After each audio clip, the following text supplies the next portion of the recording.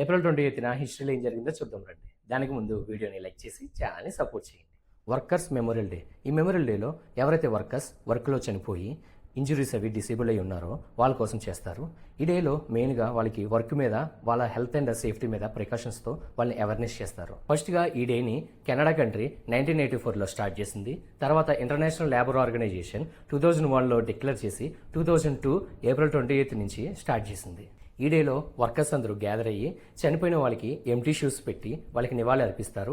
Remember the death, fight for the living అని slogans కూడా చెప్తారు. ఇంటర్నేషనల్ లేబర్ ఆర్గనైజేషన్ రిపోర్ట్ ప్రకారం ఎవ్రీ ఇయర్ 2 మిలియన్ వర్కర్స్ చనిపోతున్నారు, 270 million workers యాక్సిడెంట్కి గురవుతున్నారు, 160 మిలియన్ వర్కర్స్ సిక్ అవుతున్నారని ఎవ్రీ ఇయర్ ఏప్రిల్ 28న International Labour Organization World Day for Safety and Health at work అని ఈ డేని కూడా స్టార్ట్ చేస్తారు. ఈ డేలో వర్కర్స్ అందరికీ సెమినార్ పెట్టి వాళ్ళు వర్క్ చేస్తున్నప్పుడు తీసుకోవాల్సిన జాగ్రత్తలు చెప్తారు. వాళ్ళ యొక్క సేఫ్టీ అండ్ హెల్త్ మీద కూడా వాళ్ళని అవేర్నెస్ చేస్తారు. ఎవ్రీ ఇయర్ ఈ డేని IOL ఒక థీమ్తో స్టార్ట్ చేస్తుంది. ఈ ఇయర్ 2025లో the role of AI and digitalisation at work అని ఈ థీమ్తో స్టార్ట్ చేస్తుంది.